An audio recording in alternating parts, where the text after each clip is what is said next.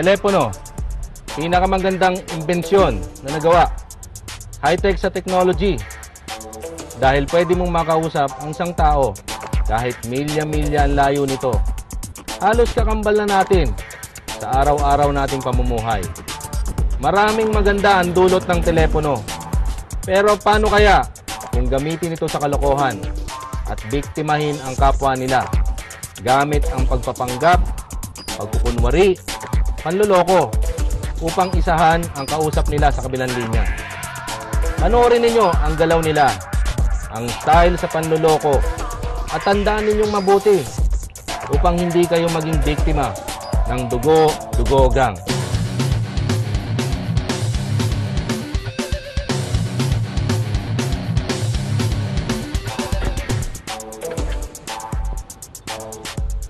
Na-aksidente daw si Sir. Sa style ng dugo-dugogang na ito, nagpapanggap na security guard, doktor, o kaya nurse yung mga suspect.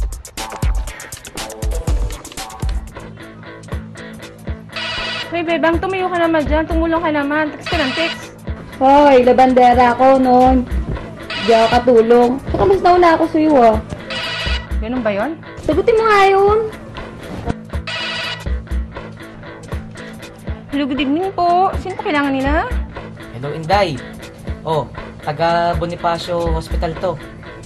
Si Sir mo na aksidente. Ha? Oo, sabog yung bibig eh. Hindi makapagsalita. Kailangan admit, tsaka kailangan niya maoperahan eh. Yung pera kunin mo. Nasa tokador. Yes, sir. Yes. May pumuntang attorney dyan. Bigay mo sa kanya, ha? Ah, sige po. Sige, ano pera na? Sige, kunin mo yung susi. Kailangan ng pera na, ha? Sige, ano nangyari? Ewan ko na aksidente si Sir. Kailangan ng pera. Dali, kunin mo yan. Ang pera yung alangan. Dali. Tapa. Oh, yan.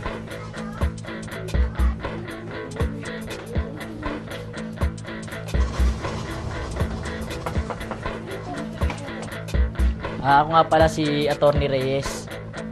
Ako nga pala pinadala ng hospital. Dawak niya na ba yung pera at alas? Opo, ito na po yung pera sa alahas. Kamusta na po si Sir? Si sir nyo, antayin niyo yung tawag ng hospital para malaman niyo kung anong kondisyon ng sir nyo. Sige po. Salamat po.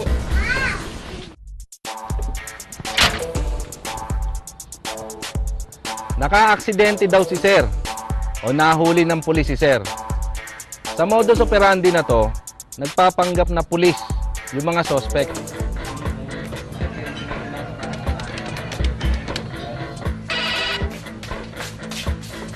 Hello, good evening po. Hello, Day. Opo. Si Sargento Perez to. Police Maynila. Opo. Yung amo mo, nakasagasa ng bata. Ano po? Kailangan niyang bayaran ng bata at piyansahan yung sarili niya. Opo. Kung hindi, makukulong ang amo mo. Opo. Kunin mo yung pera sa cabinet niya Opo. at dalhin mo sa Barangay Rivera Saan po? sa pangalawang tindahan at Opo. iabot mo kay Adel. Ah, sige po. Naintindihan mo ba? Opo. O, bilisan mo ha. Naka-aksidente daw si Sir. Ito naman yung pasok nila. Ikaw ba si Inday? Opo. Kayo po ba si Mang Adel? Ako nga. Dala mo ba yung pera? Opo. Akin na. Umuwi ka, bilisan mo. Antayin mo tawag ni Sargento Perez. Sige na.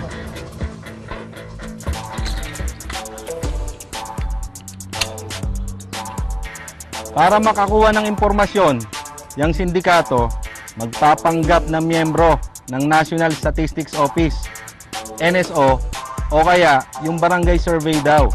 At yung impormasyong makukuha ay gagamitin din sa inyo para makapasok sa bahay nyo.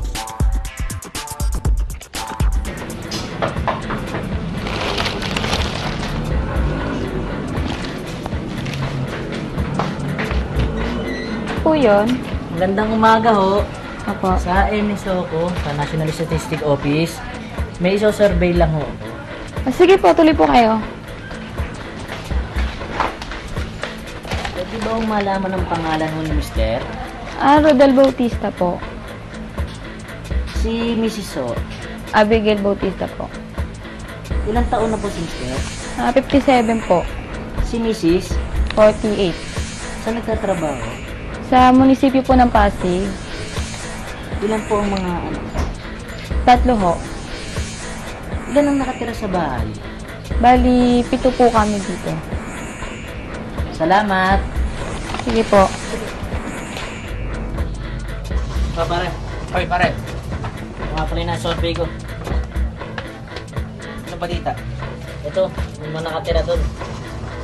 Si Mr. Rodel. Saka si Mrs. Abigail. May 3 anak sila. Nagtatrabaho sa City Hall ng Pasig.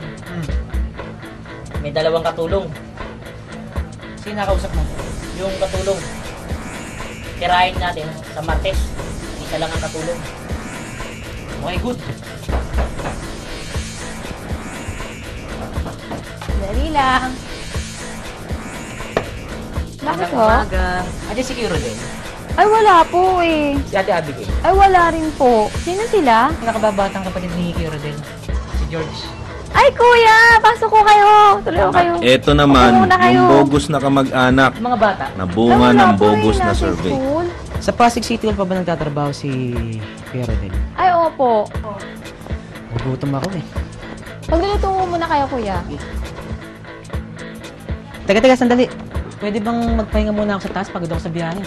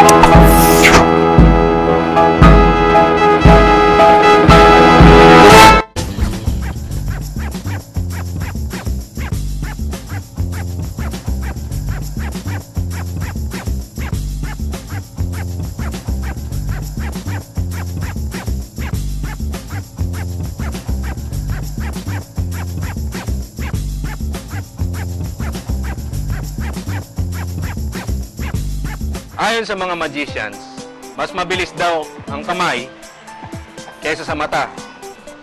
Gaya ng magic, kayang bawasan ng sindikatong ito ang perang ipinalit mo sa dolyar o yen nang di mo nalalaman. Kung matuklasan mo man, i-deny lang nila. At ang masama, ang taong kausap mo, pagbalik mo, nawawala. Ito ang modus operandi ng Cotton Gang. Panoorin nyo ang style nila.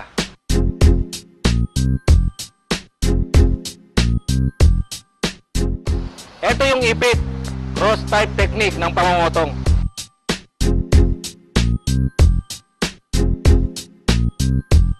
Ang mamang ito ay magpapalit ng $100. Grabe naman yun. Sige, hindi ako nagmamadali. Ano?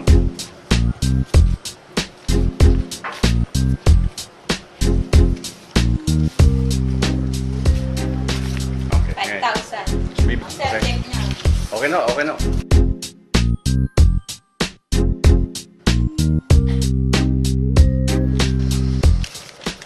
Yan. Thank you, Manan.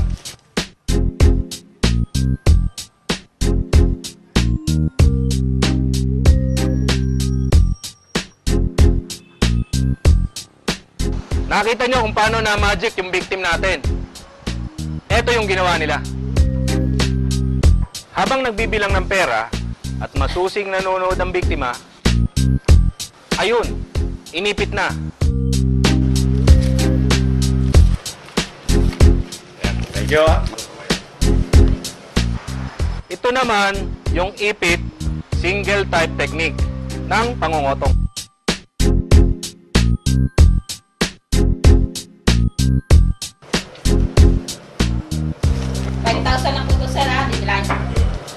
At ayun, inipit na naman.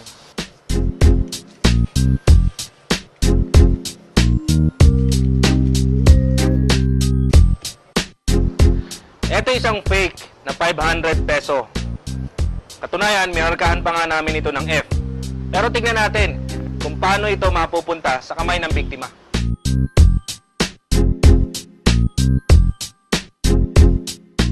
Ang mamang ito ay magpapalit ng $100.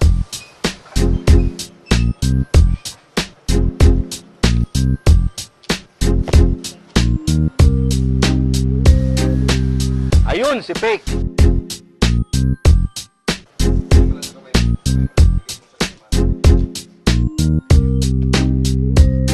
Ito naman, ang technique na kung tawagin ay switch. Baliktad ito.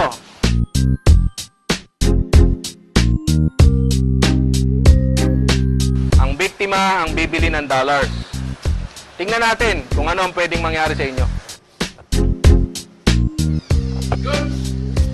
Ayun, hinulog na.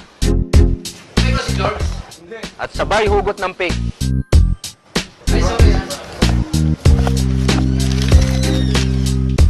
Sa bandang huli, gagawa ng dahilan ng kotongera o gagawa siya ng rason para kunin mo uli yung pera mo na hindi mo alam, nahaluan na pala ng fake.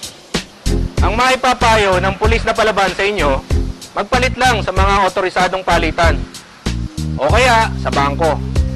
At kung kayo naman ay nakakuha ng fake na pera, agad na i-report sa pinakamalapit na himpilan ng pulisya sa inyong lugar.